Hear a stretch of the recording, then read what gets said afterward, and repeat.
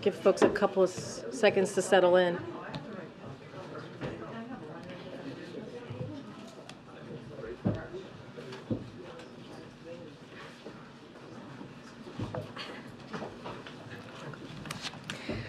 All right, everyone. Good afternoon. Good afternoon. Thank you. Since the October 7th Hamas terrorist attacks in Israel, we have seen an alarming rise in reported anti-Semitic incidents at schools and on college campuses. There's no place for hate in America, and we condemn any anti-Semitic threat or incident in the strongest terms. We're also closely monitoring and concerned by the reports of anti-Semitic threats at Cornell University. To the students at Cornell and on campuses across the country, we're tracking these threats closely. We're thinking of you, and we're going to do everything we can on both at Cornell and across the country to counter terrorism, anti-Semitism. Today, we announced that the Biden-Harris administration is taking multiple actions to address this alarming rise. President Biden has been clear. We can't stand by and stand silent in the face of hate. We must, without equivocation, denounce anti-Semitism. We must also, without equivocation, denounce Islamophobia. Following the October 7th attack on Israel, DHS and DOJ have taken steps to ensure campus law enforcement is included in engagements with state and local law enforcement and have taken numerous steps to provide outreach and support directly to campuses. The Department of Education is expediting the process of making it easier for students and others who experience anti-Semitism, Islamophobia, or other discrimination to file a complaint under Title VI of the 1964 Civil Rights Act. In addition, this week, senior administration officials are meeting with Jewish leaders and universities to discuss the threat of anti-Semitism on campuses and what the administration is doing to act. In the upcoming days and weeks, the administration will continue to work to combat anti-Semitism and all hate-fueled violence on schools and also on college campuses. Turning to the announcement that the president just made a short time ago, following the president's signing of his historic executive order on AI, Vice President Harris will travel to United Kingdom to advance the administration's work to ensure the safe and responsible use of AI. On Wednesday, the Vice President will deliver a major speech in London outlining the Biden-Harris administration's vision for the future of AI and the steps we are taking to realize that vision. On Thursday, she will continue advocating for this approach and will participate in the Global Summit at AI Safety, where she will make clear the United States is committed to lead on AI.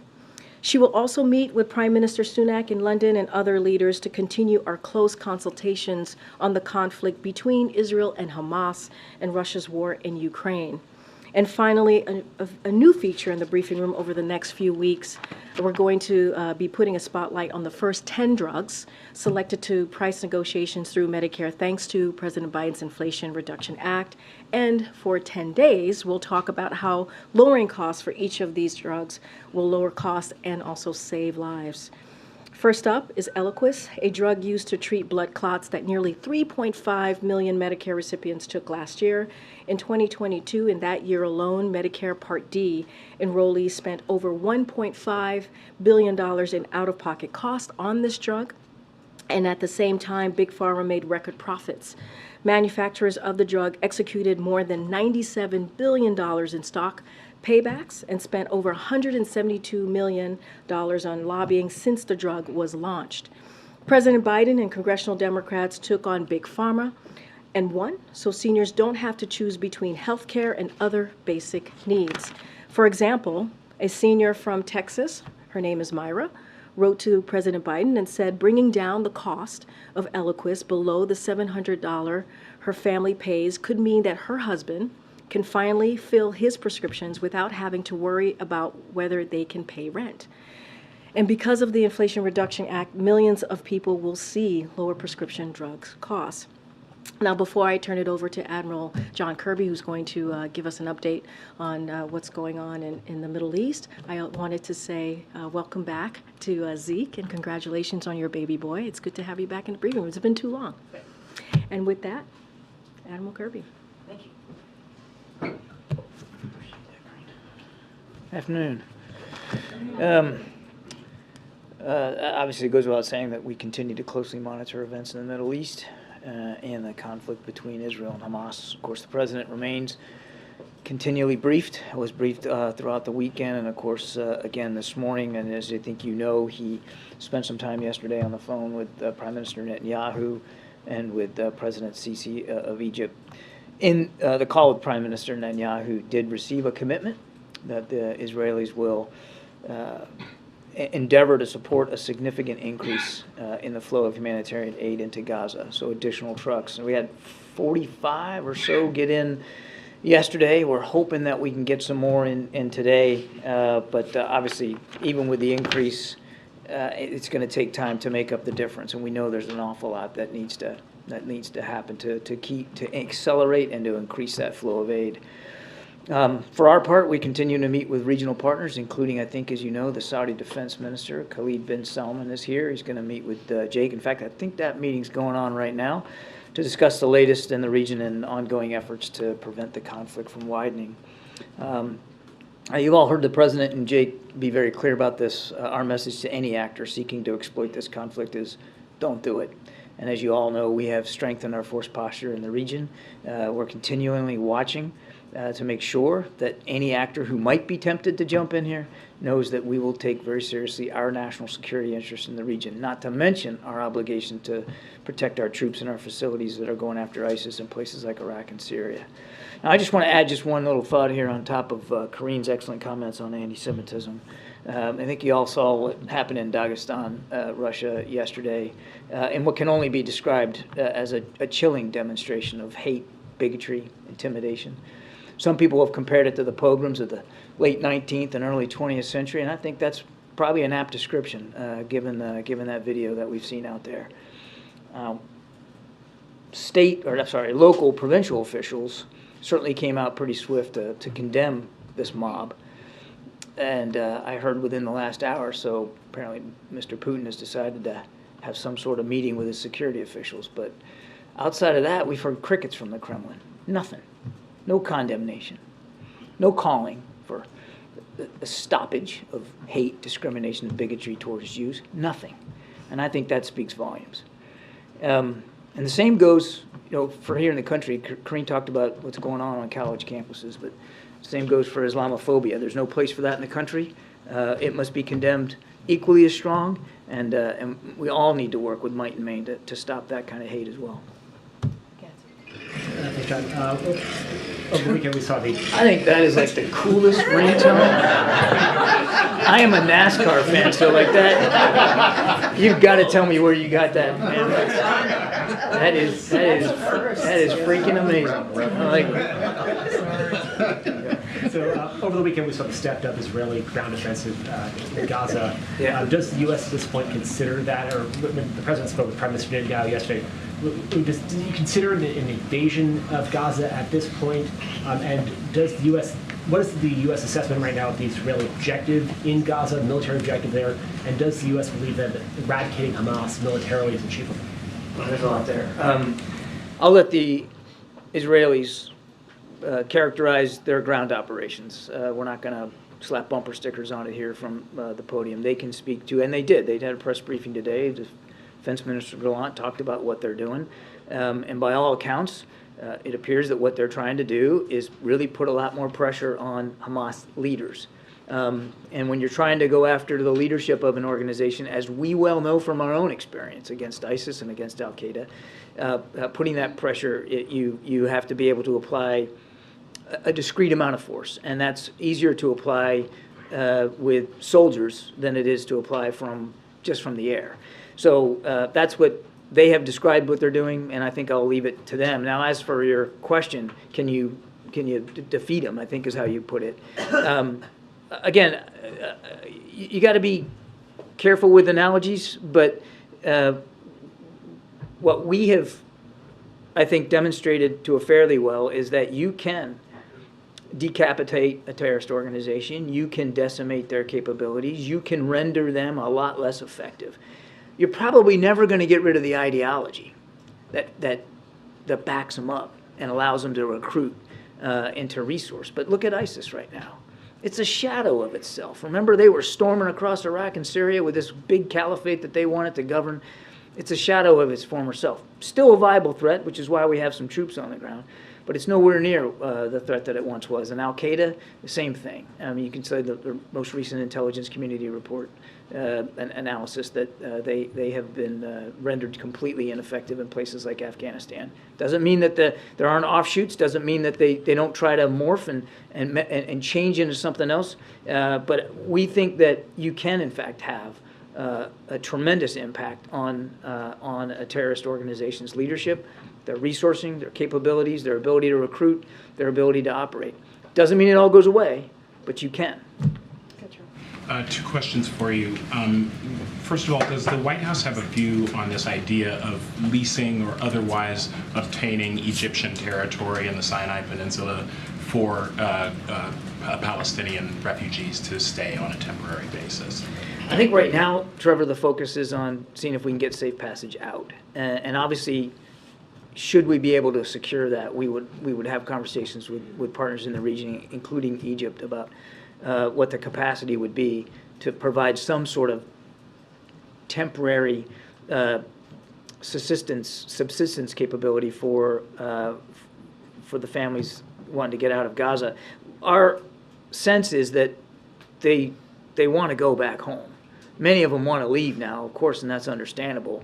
But there's not a desire to, by many, at least from our sense of it, that want to flee forever and go somewhere else in the world. So at some point, you got to start thinking through what that's going to look like, and I just don't know that we've had any solid answers to that right now. Did that come up on the CC call with Biden yesterday? I won't go beyond the readout on the call. Okay, and then related to that Rafah crossing, any updates on getting people out through that corridor? Unfortunately, no. I mean, but as you heard Jake say yesterday in a various set of interviews that he did, we're working on this literally by the hour to try to do that. We know we have several hundred Americans that want to get out too, and we're working on it. Admiral, you mentioned Putin's response or lack of response to this anti-Semitic mob at the airport, but his spokesman reportedly said that yesterday's events were largely the result of outside interference and that the security meeting is in part to discuss attempts by the West to use the events in the Middle East to divide the Russian society. Well, isn't that sweet? It's classic Russian rhetoric, isn't it?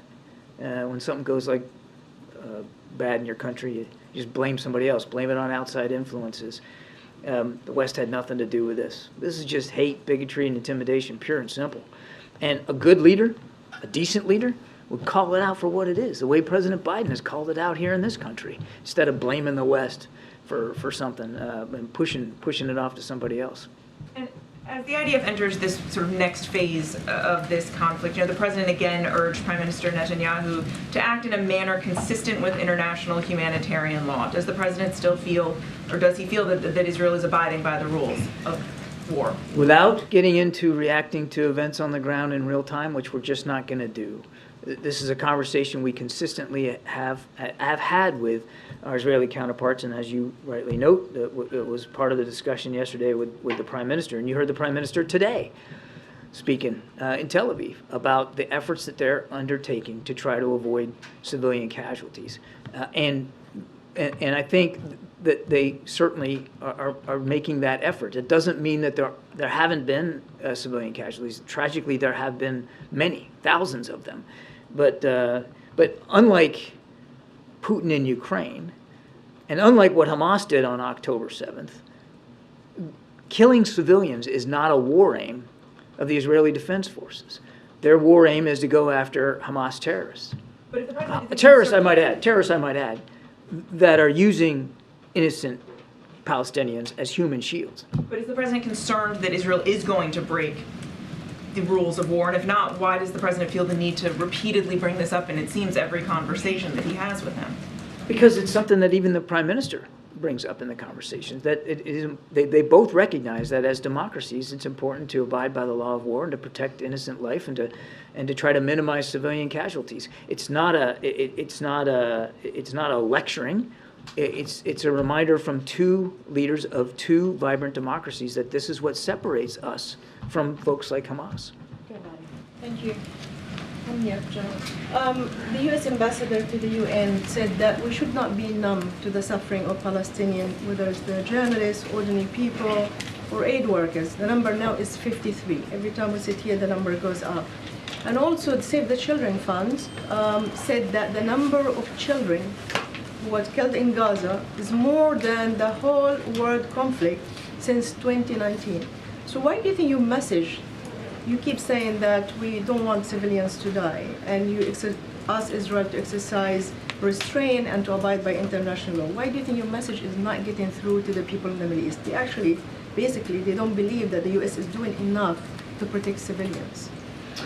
Well, back to Mary's question, there's not a single conversation we haven't had with our Israeli counterparts to better understand what they're doing to try to minimize civilian casualties. And again, as friends can and friends should do with one another, to make sure that we're on the same page about that. And the United States is literally leading the effort to try to get humanitarian assistance into Gaza. And if it wasn't, quite frankly, for American leadership, I don't think you'd see. In fact, I know you wouldn't see the increase of the aid getting in. Again, we know there's a lot more that needs to be done, but it's because of American leadership on the ground and American convening power that we're able to get that aid in and try to see if we can sustain it. We're working very hard at this. I just want to repeat it. Every single innocent life lost is a tragedy. Every one, whether it's a Palestinian life lost or an Israeli life lost. Everyone should be prevented. There's no reason for these families to keep grieving. And we're going to keep doing everything we can to work with our Israeli counterparts on the minimization of civilian casualties. Just one more quickly. On the meeting with the defense minister, Saudi defense minister, yesterday Jake Sullivan said that we should talk about the future two-state solution. Do you believe that Prime Minister Netanyahu, who publicly said he's against two-state solution, that actually this is something that you can discuss as we go forward and you're looking for a political outcome? Yeah. We've discussed it privately with our Israeli counterparts. You heard the president in the Rose Garden last week talk about it publicly, right at the top of his press conference. It's absolutely something he's 100% committed to, and he still believes in the promise of it. Though it may seem a little bit more illusory now, we still believe it's the right thing to do for the region, for the world, certainly for the Palestinian people. Go ahead, April. For both of you or for John, you have a historic coupling with DHS, DOJ, the Department of Ed with this civil rights law when it comes to anti-Semitism and Islamophobia on these college campuses. Because of this historic coupling, will there be stiffer penalties now? I'm talking about the penalty part for those who are carrying out hate and terror, as Karine said in her opening statement. April, I'm not sure I'm qualified to answer that question. That's a little bit out of my swim lane, I'm afraid. That's going to be up to DOJ. But you went beyond just hate. You went into terrorism. Yeah, tied to anti-Semitism, right? That's what I was talking about, and also Title VI of the Civil Rights Act. So, look, that's going to be something that DOJ is going to decide on, right? We're talking about Title VI under the Civil Rights Act of 1964, right? That's what we're saying, that people, as they deal with what's happening in these campuses, that's kind of the path that we're going to try and deal with this. Again, DOJ, Department of Justice, is going to deal with the penalties and how they move forward on that. We're just not going to speak to that from here. Not beyond hate, though, but terrorism. Terrorism. What I was saying, anti-Semitism, right? It is unacceptable. That is what we've been seeing in these college campuses, and that's what I was referring to. Okay. All right, Gabe, go ahead. Admiral, I'm sure you saw the number of pro-Palestinian rallies around the world throughout this weekend. How concerned is the White House that these demonstrations will spiral out of control? No, we believe in the right of peaceful protest, even if it's, espousing ideas we don't agree with. But we don't, nobody wants to see peaceful protests turn violent or turn dangerous, the way that this mob activity did in Dagestan yesterday. So it's of concern, and it's something that we'll continue to talk about with our allies and partners. You mentioned also no update to the Rafah crossing negotiations. Yeah. At last check, the administration is saying that Hamas was holding that up. Is that still the case? What can you say with what exactly is holding up those negotiations as American families wait to see when those Americans are... It is still the case. They've been making a series of demands that we're not able to accede to. I know you'd like to know what those are, but I think in order to try to make some progress here, we're going to preserve a little bit of that publicly. But yes, Hamas is still the holdup. Israel is willing to let those Americans out. Egypt is willing to let them come out. The holdup is Hamas. Would you say the biggest sticking point is fuel at this point still? Again, I won't get into more detail on that. Thanks, Admiral. We saw today a renewal of fighting between Saudi forces and Houthis. The Saudis also said they intercepted a rocket that flew over their territory toward Israel. Are you seeing this activity in addition to what's been going on with Hezbollah in the north of Israel as Iran directing their proxies to ramp things up now that the ground offensive is underway? I don't think we know enough about these recent attacks that you're talking about to make a call here. Obviously, the Houthis have been backed and supported by Iran, but I can't tell you with any specificity whether they were specifically involved in directing these. I want to make it clear before anybody suggests that I'm somehow walking away from complicity by Iran. We know that they back and support and resource the Houthis. Same with Hamas, same with Hezbollah, same with these militia groups in Iraq and Syria. We've not backed away or shied away from calling it like we see it, but with these particular reports, I couldn't be certain.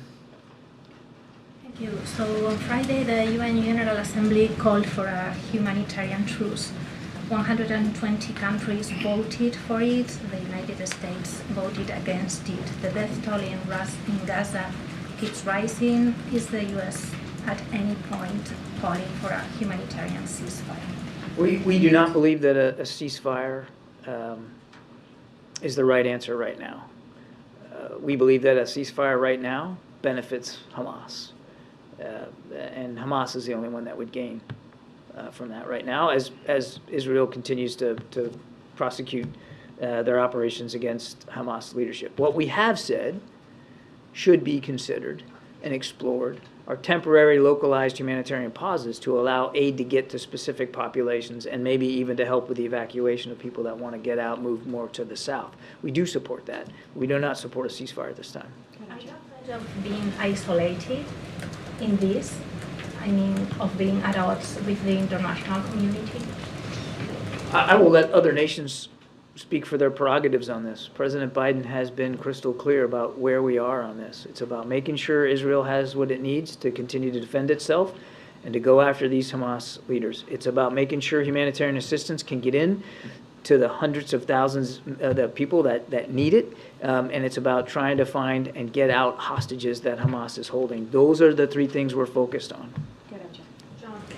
As you continue to see U.S. military assets targeted in Iraq and Syria, can you say whether the concern about this war broadening out into a greater regional conflict, is it greater now than, say, a week ago?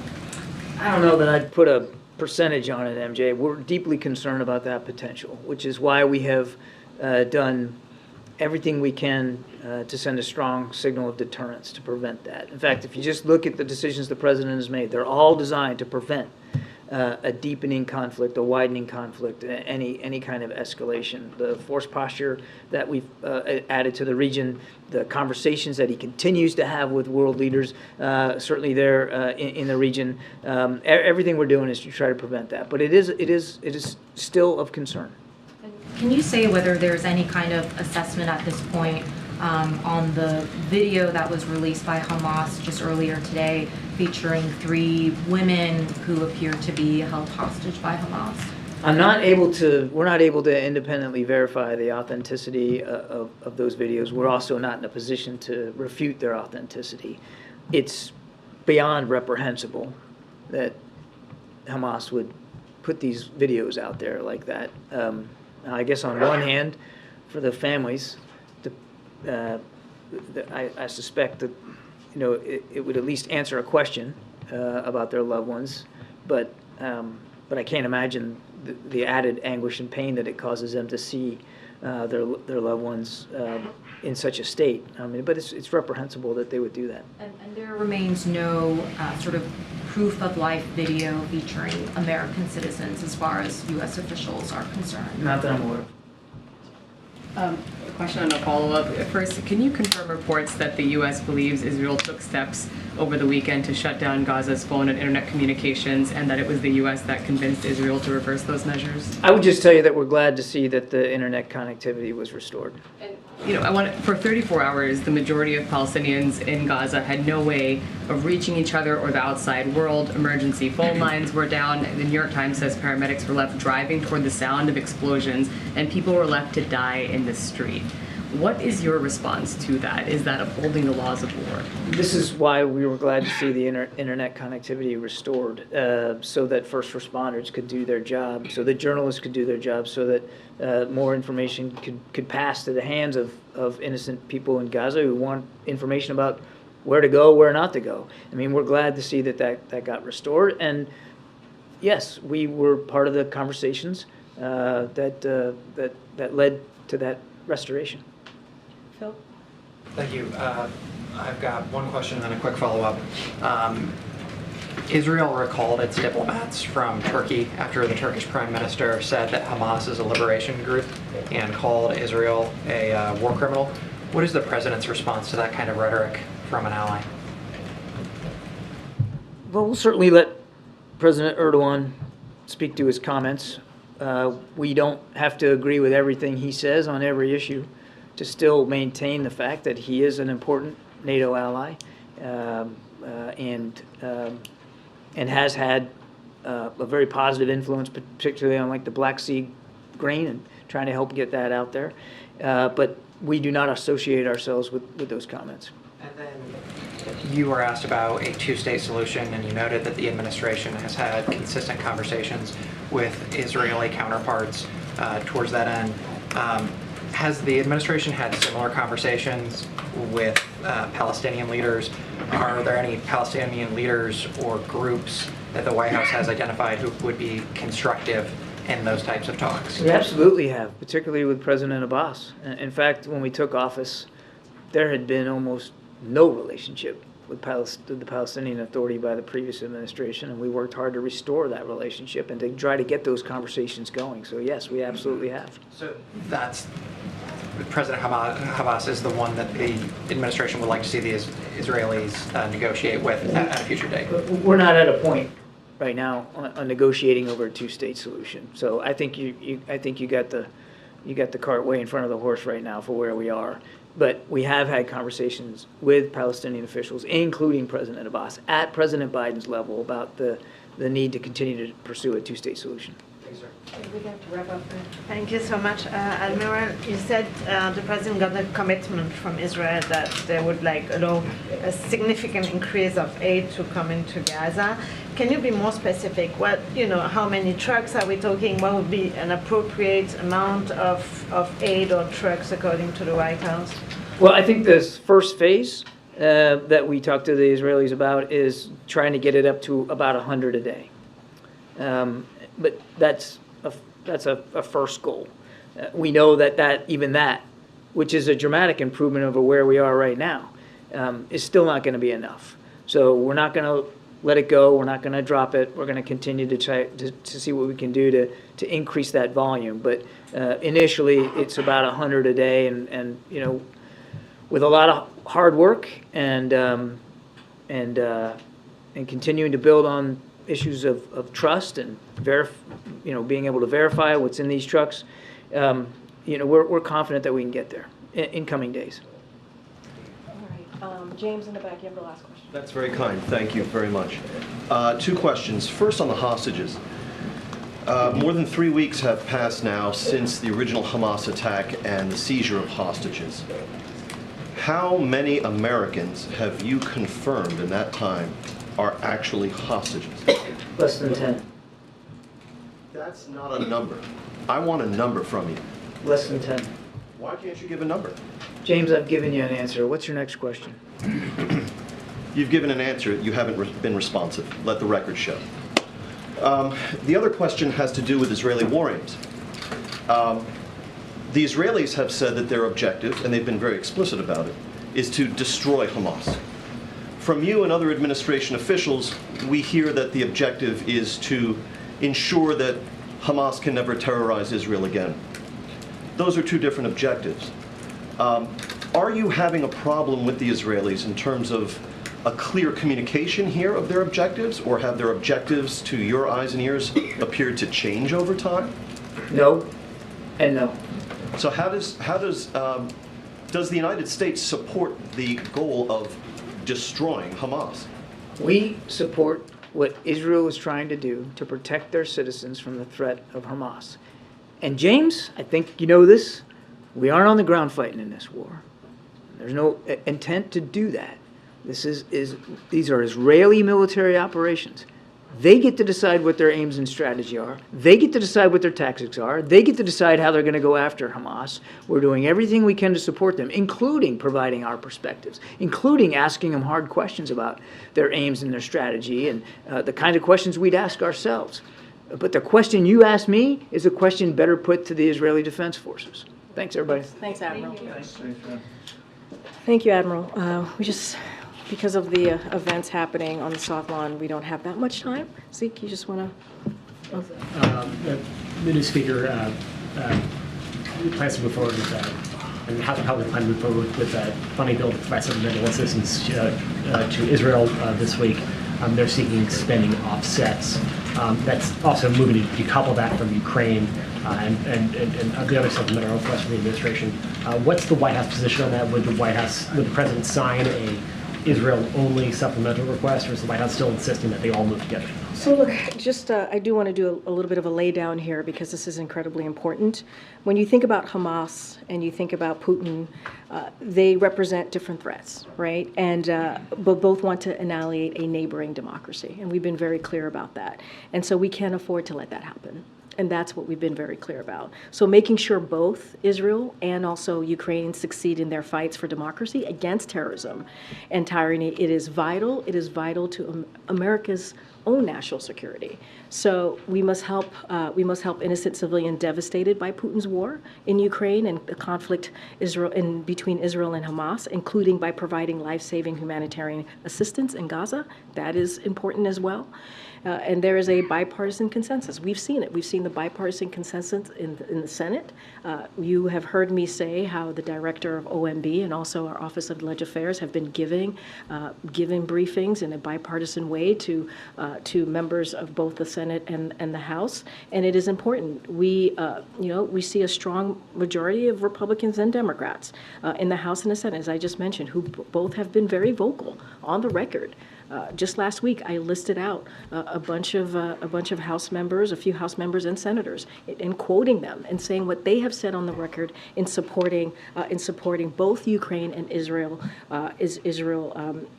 supplemental, this urgent national security needs. And so that's what we want to see. There's no reason why that should not happen. There's no reason why we, as America, United States of America, cannot make sure that Israel and also Ukraine has the funding that they need. And is the president open to considering any spending offsets for that funding? So look, I'm certainly not going to get into hypotheticals from here, but what I can say is...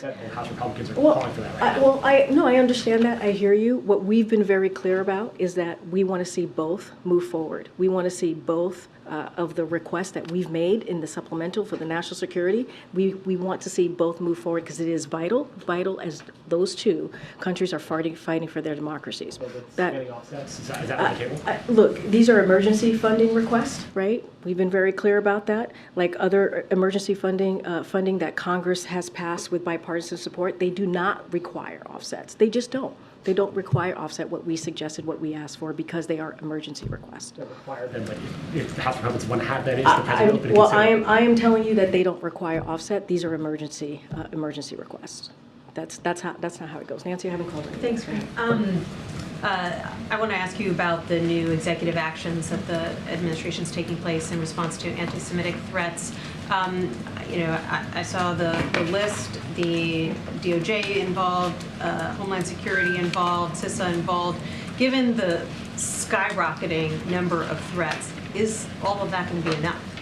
So look, we've been very clear, and the president has been very, very focused, not just now, but since the beginning of his administration, on dealing with, and unequivocal, right? When we talk about hate, and there not being room for hate against Jews, not being room for hate against Muslims, and this is something that the president has been certainly steadfast on. Look, the announcement that we made, we're going to have DOJ and other agencies certainly be part of this, have conversations with the campuses and universities, and to see what else. This is the beginning, to see what else. Maybe there'll be other things that are needed, but this is how the president is showing how important this is, how critical this is, and how we have to take this very seriously. Just to list out a couple of things, the second gentleman today, as well as the Education Secretary, Miguel Cardona, and other Biden-Harris administration officials will discuss action in Biden-Harris administration is taking to counter the alarming uptick in reported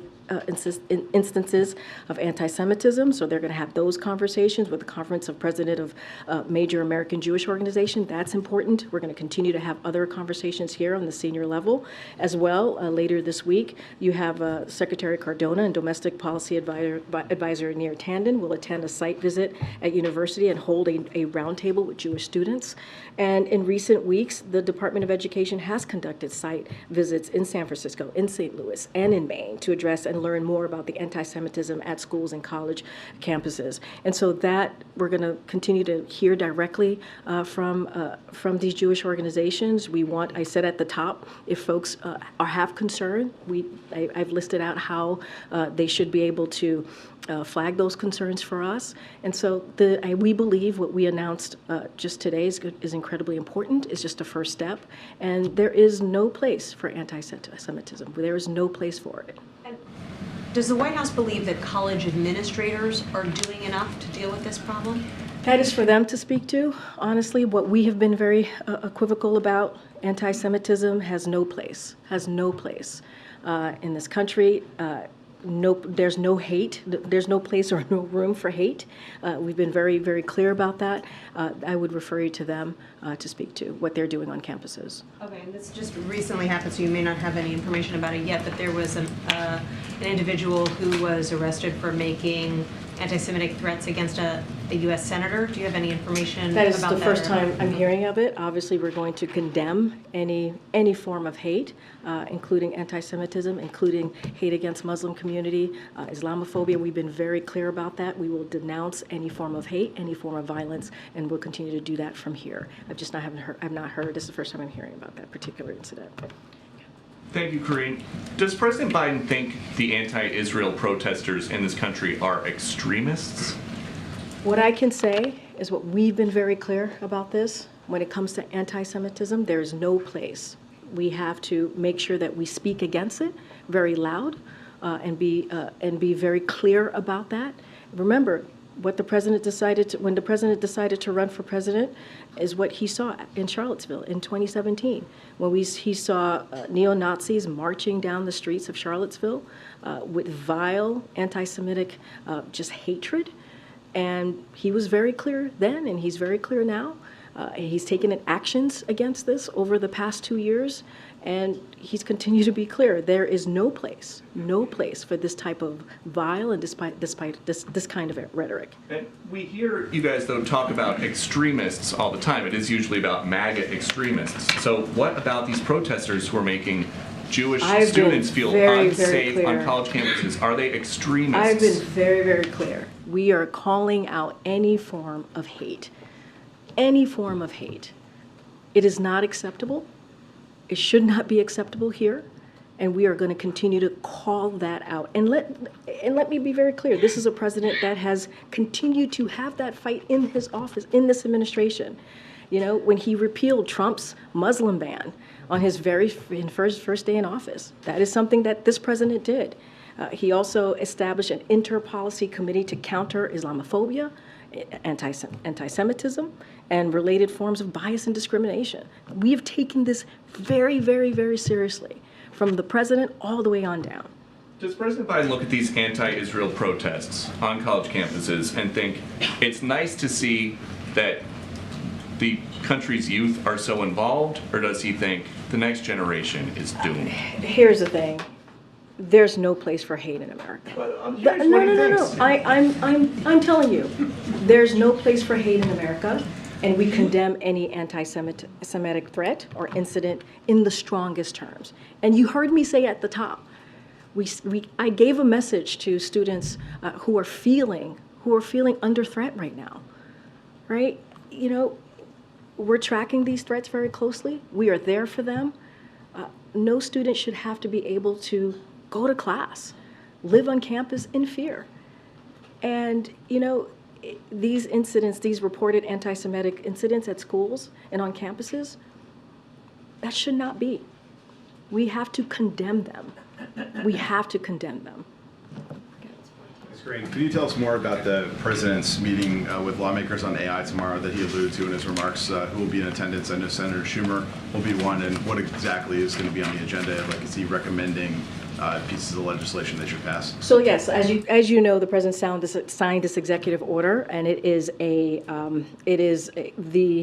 comprehensive executive order that the president was able to sign today. You saw him do that on camera, and the thing about that is it not only shows his leadership here in this country, but globally. And you're going to see the vice president obviously go to the United Kingdom to speak, to make a major speech at the global summit. So the president's going to have conversations with members of Congress as they move forward. You heard from Senator Schumer just now as they move forward in pushing legislation to deal with AI. And we believe this is an important step forward. What the president did today was just the first step. And it is comprehensive. It's something that we have not seen any global leader do. And now we need Congress to take action, to actually take legislation so we can actually put some laws into place. And so I'm not going to get into specifics on the agenda. We don't have anything to read out on any meeting. But the president, again, is going to lead on this effort as you saw him today, and as he's done in the past several months. We have to wrap up. Go ahead. Also on AI, is the White House experimenting or using AI in any way right now? I don't have anything to report on the White House experimenting ourselves with AI. I don't have anything on that. You're not AI, you're the real deal, right? I don't know. Go ahead, Karen. The administration's withholding over $7 million from Ohila, the loan servicer, after they failed to send billing statements out to 2.5 million student loan borrowers. And there were 800,000 borrowers who were delinquent then on their loans because of these glitches. How concerned is the administration about these problems persisting as the student loan repayment continues? And do you know how many millions of Americans might be caught up with some of these errors right now? So it's a very good question. I don't have a number of we don't have a number right now to share how many Americans or student borrowers are being affected by the glitches. Obviously, this is something that we take very seriously. This is something that Department of Education is dealing with as we speak to the glitches. Just don't have any specific numbers. As quickly, I asked you about this in July because Republican and Democratic senators had warned about this mid-summer. They sent a loan to some of these service providers, or sent a letter to the loan servicers saying that they were going to be poorly prepared for the restart, and they were worried about problems like this. Why are these issues happening? Was this surprising to the White House that there are now problems when the repayment started? So want to get more information and get this more into context before I answer you on this question. Obviously, again, when it comes to the glitches that you're mentioning, we want to make sure this process is easy and smooth. So obviously we take this very seriously. I just don't have any details or specifics or data to share with you at this time. I want to go back to my team and connect with the Department of Education to get an exact understanding of what's going on. So I want to be actually really straightforward with you on that because it's important. I know. Just another quick one on artificial intelligence. It's one of the subjects of the culinary union's bargaining again with the Las Vegas hotel and casino operators. Does the White House support their effort to get some kind of rules in place to prevent job displacement from AI? So look, as you know, collective bargaining is incredibly important. The president believes in that, especially when both sides come together in good faith. And that's what we want to see. It is up to them. It's up to the union to decide what is important for their members. So I'm not going to get into negotiations. I'm not going to get into specifics. What I can do is speak to what we just saw. We saw a signing ceremony. The president signed an executive order. As we know, AI is the most consequential technology of our time. And so we have to take this seriously. And if you want to realize the promise of AI and avoid the risk, we need to govern this technology. And you saw today the president leading on this issue not just here in this country, but globally. And so that is what we want to make sure is important. This was the most significant action taken by any government on AI. And so we're going to see the president, as someone just mentioned to me and asked about Congress, we're going to see the president continue to lead on this. We need Congress to act. We heard from Senator Schumer how they're going to move forward with legislation, and that's going to be important, and it should be done in a bipartisan fashion. I know I have to go. Oh gosh. Okay, last one. Go ahead. Thank you, Go ahead. Karine. Well, I thought you were going to explode for a second, No, so I wanted to make sure. That comes later. That My question is about, I know earlier John said that you don't believe in a ceasefire now. We don't have troops on the ground. And you've spoken about it obliquely, but what would the U.S. need to see and support the ceasefire in that region? I mean, what's the end game for us? I mean, the Admiral spoke to this at length and very, very clearly about where we stand, where the president stands on this. I don't have anything else to add. I mean, he was very clear about how what's important right now is to supporting Israel defend itself against terrorists. In a way that holds up the law of war and protects its civilians. That's what we want to see at this time. But as far as an end game specifics, do you have specifics in mind that you? I mean, the Admiral literally spoke to this. What our focus is on right now is to make sure that Israel has what it needs to defend itself against these terrorists. That is our focus right now. And then finally, do you think that you'll be speaking, this administration will be speaking with members of Congress, House, and Senate prior to November 17th, which is when we face the next shutdown? I mean, I've said this over and over again. We have our OMB director, Shalonda Young. We have the Office of Leg Affairs. Well, they have had consistent, continued conversations with members of Congress throughout, not just the past couple of days, but the past several months, and that's going to continue. All right, guys, tomorrow we'll be back. We'll be back. Thanks, everybody. Thanks, Karine. Thank you.